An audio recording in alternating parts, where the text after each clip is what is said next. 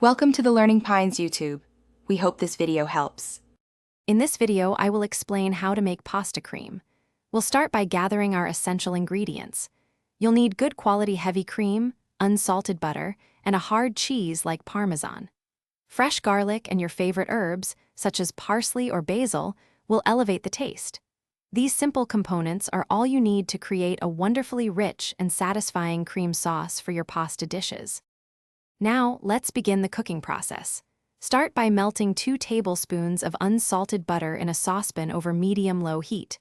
Once the butter is shimmering, add 2 cloves of finely minced garlic.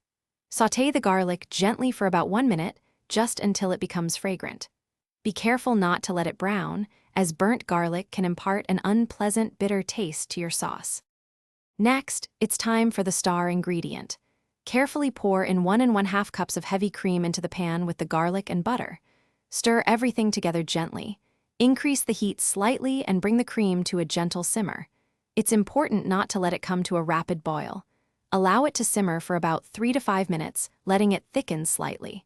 Season with salt and freshly ground black pepper to your liking. For the grand finale, remove the pan from the heat and stir in 1/2 cup of freshly grated Parmesan cheese. The residual heat will melt the cheese beautifully, creating a smooth, velvety texture. Immediately add your freshly cooked pasta directly to the sauce and toss to coat thoroughly. Serve your creamy pasta hot, garnished with a sprinkle of fresh parsley or basil for a burst of color and aroma. Enjoy your homemade pasta cream. Thanks for watching.